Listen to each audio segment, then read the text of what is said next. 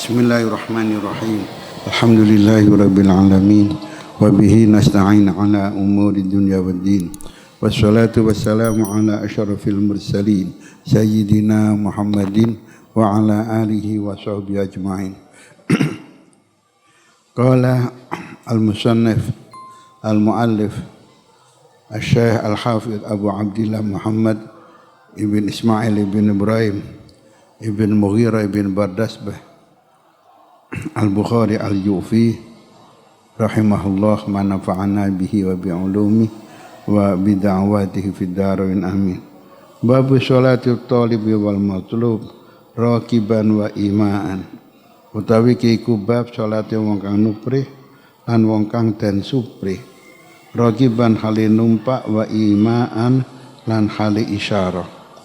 Wa qala al-Walid Dzakartu nutur sapa ingsun al-Auza'i marang Imam Auza'i salata Syurahbil ibn Sumud en salate Syurahbil ibn Sumud wa ashabilan bira-bira kancane Syurahbil ala zuhri dabati ing atase dhuwure kendaraan fakadzalik faqala mangkodawu sapa Auza'i kadzalikal amru indana iku kaya mengkono keterangan al amru utawi perkara indana mungguh kita idza tukhawaful faut nalikane ten khawatiraken apa al-fatu pote salat wahtajalan kai hujjah sapa al-Walid bi qauli nabi kelawan dawuh kanjeng nabi sallallahu alaihi wasallam la yusalliyanna ahadukum aja salat temen ahadun sapa wong suci al-asra ing asar illa fi bani Quraidah kejaba ing dalam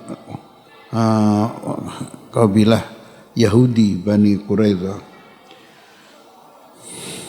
Wa bihi qala hadatsana Abdullah ibn Muhammad ibn Asma qala hadatsana Juwairiyah an Nafi' an Ibnu Umar radhiyallahu ta'ala anhuma qala Nabi sallallahu alaihi wasallam lana marang kita lamma raja'na likane bali sapa kita minal ahzabi sangka perang Ahzab iku perang Khandaq.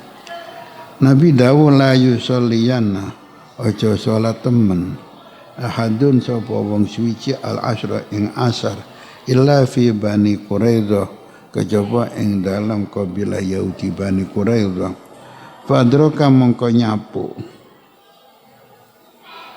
mongko mekenani ba'dhum ing setengah para sahabat al-asra apa wektu asar fi tariqi ing dalam dalan faqala mongko dawuh sapa ba'dhum setengah para sahabat la nusalli ora salat sapa kita hatta natiyaha sing nekani sapa kita ing Bani Quraidah wa qala lan dawuh sapa ba'dhum setengah para sahabat bal nusalli bal salat sapa kita nang kene nggon wong iki wis asar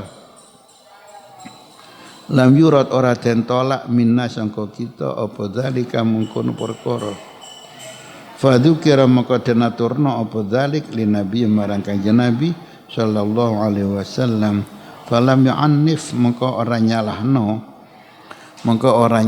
sapa kanjeng nabi wahidan ing wong suwiji minhum sangka para sahabat dadi gak dibentas-bentas iki gak disalahno.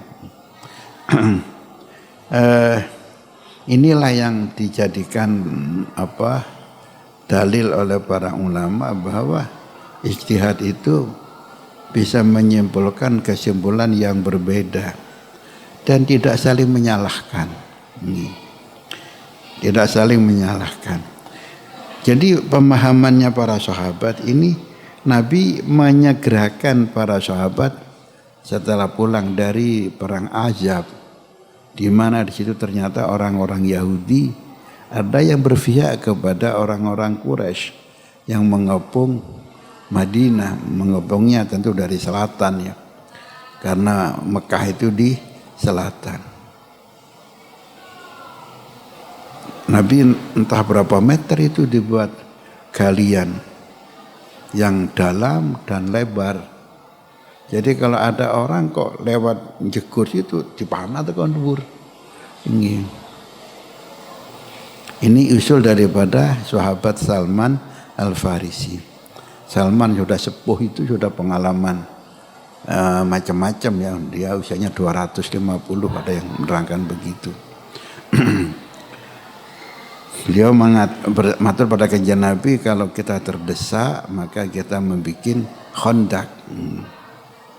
Di situ ada jembatan hanya satu, sempit lagi. Jadi walaupun yang ngepung itu ribuan, tapi yang masuk kan hanya satu persatu. Di situ bagian Sayyidina Ali menghadang kalau ada orang masuk dari musuh, dan Sayyidina Ali bisa selalu mengalahkan musuhnya. Ya, Masya Allah. Nah, ternyata orang-orang kufar ketika sudah rencana mengepung Madinah, sudah menghabiskan Madinah, Wong itu sudah di pinggir kota Madinah.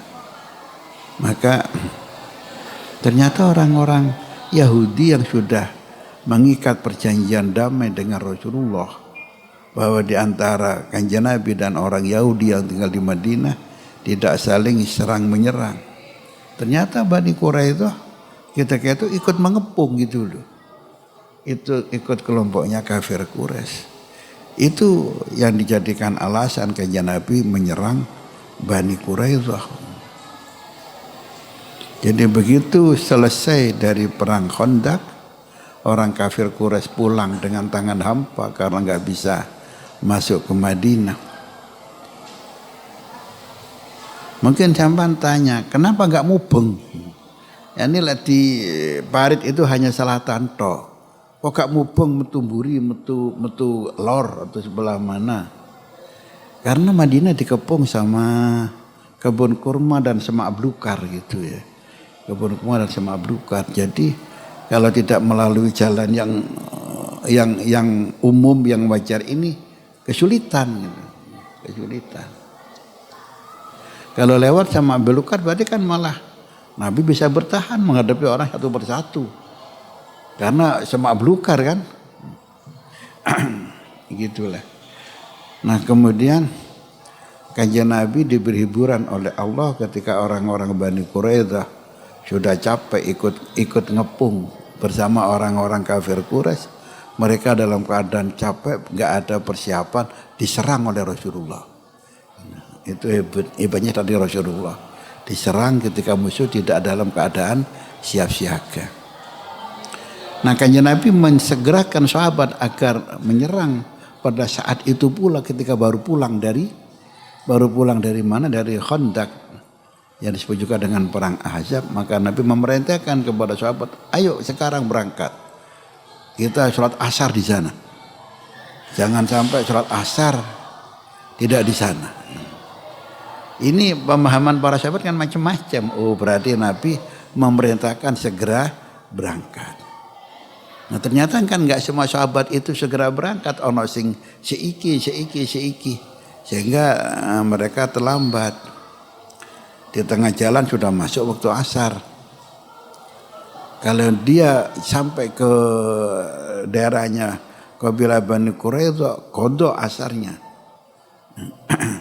Maka terjadilah khilaf di antara para sahabat. Yang lain ya mengikuti pesan kanjeng Nabi, sholat asar di Bani Quraisyah biar walaupun kodoan. Yang lain menganggap enggak, itu Nabi kan dalam rangka mensegerakan agar kita berangkat. Tapi kita ada udzur sehingga berangkatnya terlambat. Ya di sini kita sholat biar tidak kodok gitu. Begitu. Nah, sahabat terbelah menjadi dua dan tidak saling menyalahkan. Dan ketika sampai ke Rasulullah SAW dan sudah menaklukkan Bani Quraisyah, mereka lapor kepada kanjeng Nabi apa yang mereka alami, dan Nabi tidak menyalahkan mereka. Sing salat ning dalan juga disalahno, walaupun seperti melanggar perintah Nabi. Sing salat di Bani Quraisyah ya gak disalahno, walaupun salatnya qadha.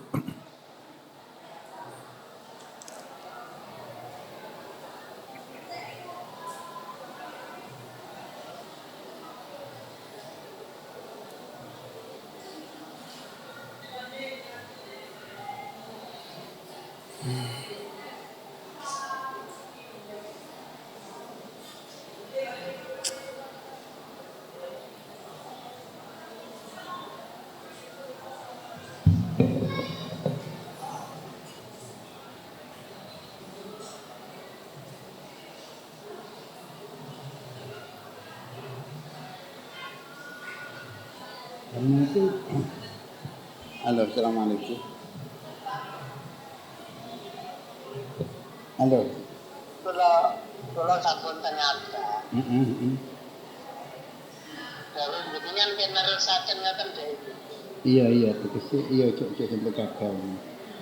Cuma kan apa berharap pasti sakit mantap di ketahuan hapus. Iya tetap diusahakan.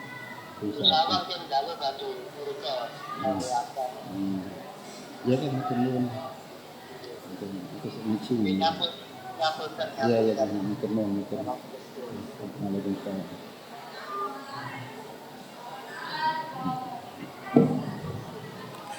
Jadi karena itu sampean ketika kayak membaca dalam tafsir ayatil ahkam, bagaimana ayatnya sama, ayatnya kan mutawatir. Hadis kan ada yang mutawatir, ada yang ahad walaupun sama-sama sahih. Tapi kalau Quran kan sudah mutawatir, ternyata Qurannya sama, kita memahami apa? Fikihnya dalam ayat Quran itu fikul Quran, fikul ayat ternyata berbeda-beda di antara para ulama. Dan kita tidak bisa saling menyalahkan. Kita toleransi dalam masalah fikih ini. Lain dengan orang-orang Wahabi, pokok gak podo karo Wahabi, mereka menganggap bid'ah sudah.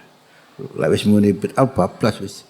Kulo bid'atun dolalah, kulo dolalatin benar. Jadi kita ini dolalah sufnya benar. Karena fikih kita enggak sama dengan mereka. Dan mereka itu dididik pakai hadis gitu ya. Jadi kemudian mereka membuat spanduk ditekek nang masjid-masjid wudu menurut Rasulullah. Ini kan mengatakan seakan-akan kita ini gak menurut Rasulullah wudunya gitu kan.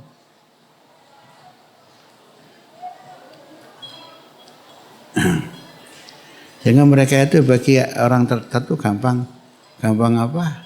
Gampang katut, dan ini yang sangat menyusahkan kepada kita.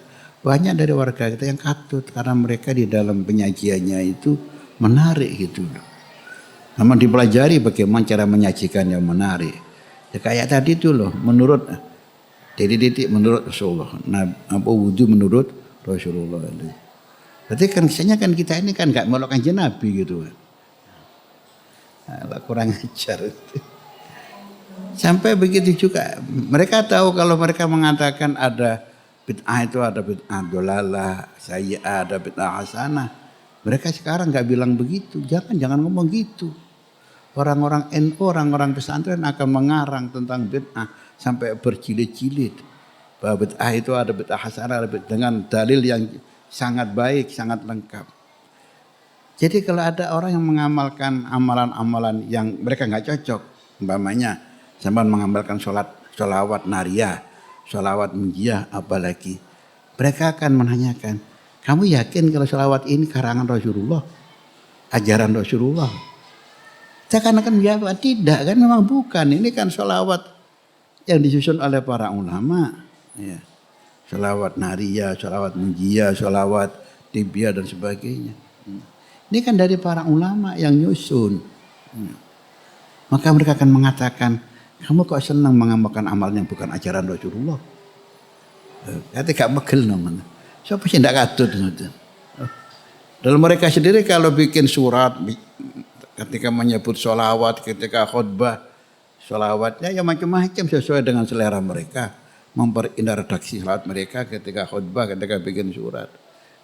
Ini kan juga sama kan gak melok sholawatnya kanjeng Nabi kan.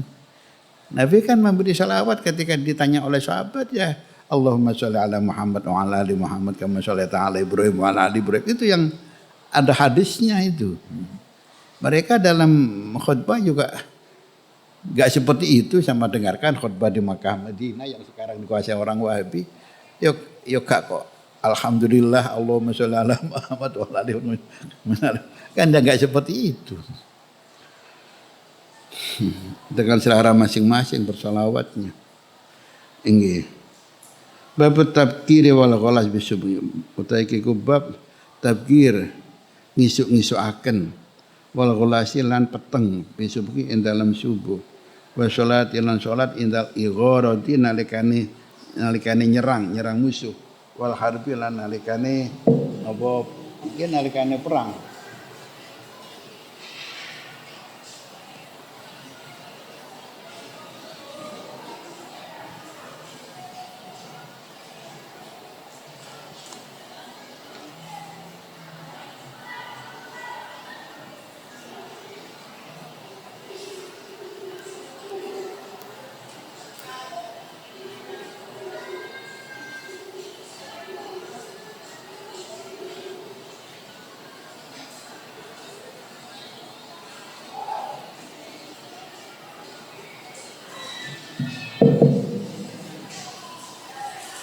Wa bi laqal hadatsana Musaddad qala hadatsana Hammad an Abdul Aziz ibn Suhaib wa Thabit al-Bunani an Anas ibn Malik radhiyallahu taala anhu anna Rasulullah sallallahu alaihi wasallam salaiku salat sapa Kanjeng Rasul asma ing subuh bi gholasin ing dalam peteng akhirnya mengin ku temarakiban uli numpak sapa Rasulullah faqala mangko dawuh sapa Rasulullah Allahu akbar kharibat Khaybar rusak apa Khaybar inna sedune kita idza nazalna nalikane temurun sapa kita bisa hati kaumin ing pelatarane kaum fasa mongko saelek-eleki apa sabakul mundarin isu-isuane wong kang padha den weden-wedeni kabeh tapi gak gelem taat wa kharaju mongko metu sapa kaum yas'auna fisikaki yas'auna padha gancangan sapa si kaum fisikaki ing dalem apa ing dalem apa ing dalem pira-pira kebun kurma nggih.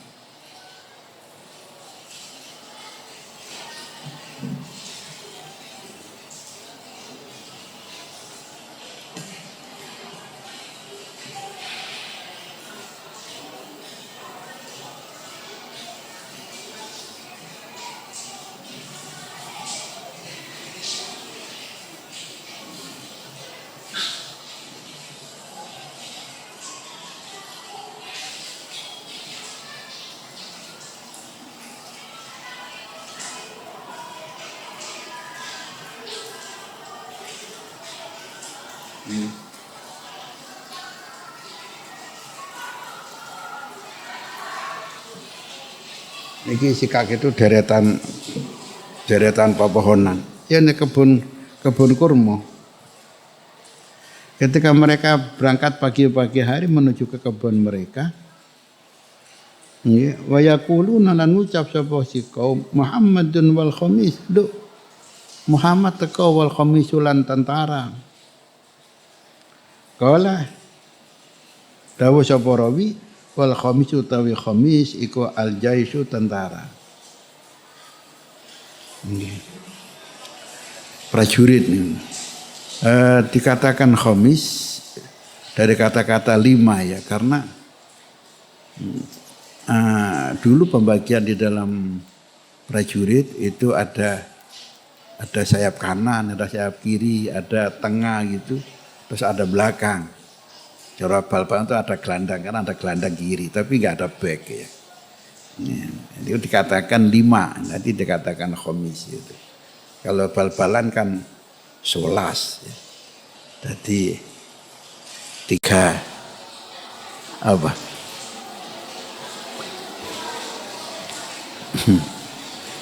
4-4-3 nih. 4 itu penyerang, 4 itu gelandang, 3 itu back sama kiper. Ya, tarawihnya mereka kan 4-4-3 kesebelasan. Ya.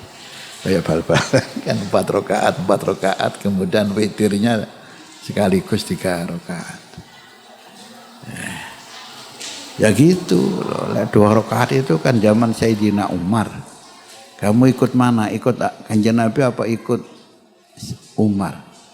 Ini kan pelecehan, seakan-akan Sayyidina Umar ini musuhnya Kanjeng Nabi. Kan ngoten pemahamannya kan? Ya, melok sapa kon? Melok Kanjeng Nabi apa melok Sayyidina Umar? Apa Sayyidina Umar gak melok Kanjeng Nabi?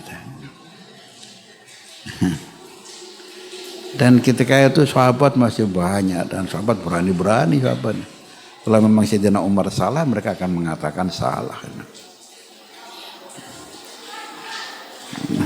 Itu bid'ah itu dan Umar mengakui itu bid'ah.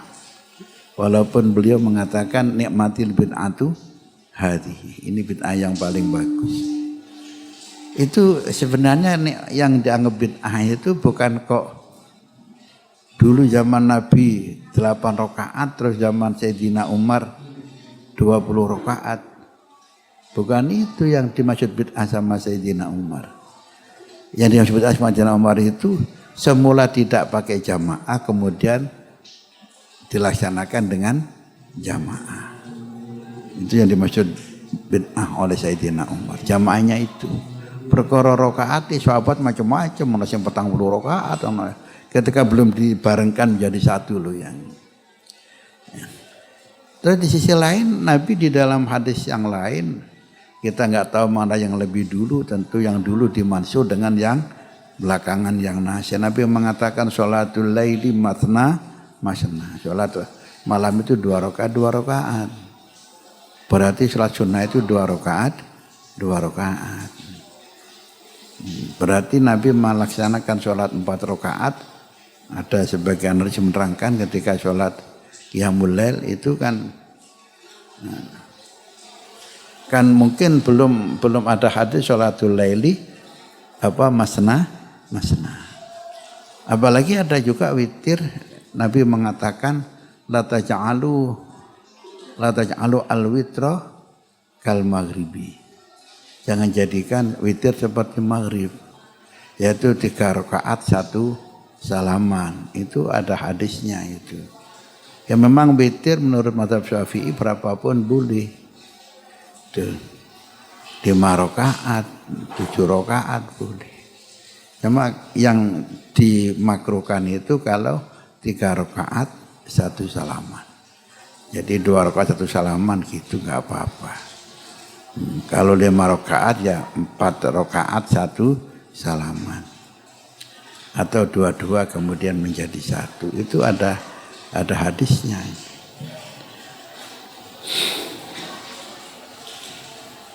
Inggih. Fadhahara mongko napa pertelo yani ngungkuli sapa kanjeng alihi mengatasi sinten wau sapa Rasulullah alaihi mengatasi kaum yaitu orang-orang Khaybar. Sapa Rasulullah sallallahu alaihi wasallam faqatala mongko mateni sapa Rasulullah al-muqatilata ing pira-pira wong kang perang sing melawan Rasulullah. Wa saba lan boyong sapa Rasulullah adzarariya ing pira-pira boyongan. Termasuk yang diboyong adalah Sayyidah Sofiyah, putrinya kepala suku Khaybar, yaitu siapa namanya kepala suku Huyai bin Akhtab. Fasyarat mengkodati sapa Sofiyah li Dihyah al-Kalbi, ikut tetap kedua Dihyah al-Kalbi, memang dia sudah ambisi. Pokoknya sampai iso mengalahkan Khaybar, bagianku itu Sofiyah itu. Kondang ayunya Sofiyah ini. Dan Dihyah memang sahabat yang paling ganteng, kan ngepas itu. Dia itu sahabat yang paling ganteng. Kadang Jibril menyerupai Dihyah ketika menyampaikan wahyu ke Rasulullah. Sampai dikatakan Dihyah itu sebagai Yusuf hadil ummah, Yusufnya umat ini. Saking gantengnya di antara para sahabat dia yang paling ganteng. Tapi kemudian wasorot landati sapa Sofiyah iku di Rasulillah kedua Rasulillah sallallahu alaihi wasallam tsumma tazawwajaha nuling garwa sapa kanjeng Nabi ing Sofiyah. Ya ini sahabat memang banyak yang protes gitu. Ya Rasulullah, Sofiyah ini orang terhormat. Anaknya kepala suku, ya semacam raja enggak bermahkota. Maka lebih pas kalau Sofiyah ini bagian jenengan, bukan bagian Dihyah al-Kalbi. Maka Nabi menerima usulan para sahabat demi melegakan orang-orang Khaybar. Dan yang menarik lagi, Sofiyah itu tidak diambil sebagai amat rampasan perang. Tahu kalau itu menjadi amat dan itu pasti diserahkan ke Rasulullah, bagian Rasulullah. Nabi kan berhak untuk menggauli amat kan? Kayak Nabi menggauli Sayyidah Maria dari Mesir itu dan punya anak sinten? Ibrahim. Tapi Nabi demi melegakan orang-orang Khaybar dan melegakan Sayyidah Sofiyah, maka Sofiyah tidak digauli oleh Nabi sebagai amat, tapi diangkat oleh Nabi sebagai ummul mukminin. Betapa mulia Rasulullah. Orang kau terus boleh menang nyek iki asale anake raja Ditadikno amat tidak, oleh Nabi dimuliakan, dijadikan ummul mukminin, orang yang dihormati oleh semua umat Islam. Padahal kalau hanya menghendaki fisiknya Sofia bisa dengan amat, dengan milkul yamin, tidak sebagai ummul mukminin. Nggih. Sumata zawajah niki. Nuli garwa sapa kanjeng Nabi ing Sayyidah Sofia wa ja'ala lan dadekno sapa kanjeng Nabi sedekah ing mas kawine Sofia itkoha ing merdikane Sofia. Merdekakno budak itu kan nilainya tinggi kan. Merdekakno sebagai mas kawinnya sudah. Faqala maka dawuh sapa Abdul Aziz li Thabit marang Thabit Al-Bunani, ya Aba Muhammad. Abdullah bin Syuhaib, anta sa'alta Anasan ma amharoha. Anta utawi sira sa'alta iku ana takon sapa sira Anasan ing Anas bin Malik ma amharoha ing apa bayar mas kawin sapa kanjeng Nabi ing Sayyidah Sofia. Kala dawuh sapa matur sapa si sinten iki wau sinten Abdul Aziz dawuh nerokno dawuh Anas bin Malik amharoha nafsaha. Amharoha bayar mas kawin sapa Rasulullah ha ing Sayyidah Sofia nafsaha ing awak dhewe ni Sayyidah Sofia. Fatabassama maka mesem sapa ini iki. Sapa bisa Abdurrahman, Abdul Aziz bisa kepada sinten wae. Bisa sabit ya. Nggih, fatabasama maka mesem sapa si Thabit Al-Bunani. Bismillahirrahmanirrahim. Pun Kitabul Aidain. Dagi kepon rangno riaya loro. Babun fil aidaini wa tajammuli lan maca fihi ing dalam aidain. Wa bi laqala hadatsana Abdul Yaman qala barona Syuaib an Zuri qala akhbarani Salim ibnu Abdillah ana Abdullah ibnu Umar radhiyallahu taala anhu maqal akhadha ngalap sapa Umar Sayyidina Umar jubatan ing jubah min istabrakin sangka istabrak sangka sutra istabrak ya jenis sutra istabrak coba kang didol apa si istabrak fisukin dalam pasar fa akhadha maka ngalap sapa Sayyidina Umar ing istabrak fa hatta maka sowan sapa Sayyidina Umar Rasulullah sallallahu alaihi wasallam. Faqala maka matur sapa Sayyidina Umar, ya Rasulullah ibta tumbason jenengan hadhi ing niki dodot istabrak niki tajammal mongko macak sapa panjenengan pihak kelawan niki istabrak ini kan kain yang mahal ini kain yang bagus sutra lil inti kangge riyo wal wufudi lan kangge para tamu delegasi dari kabilah-kabilah luar Madinah. Faqala lahu maka dawuh lahu marang Sayyidina Umar sapa Rasulullah sallallahu alaihi wasallam.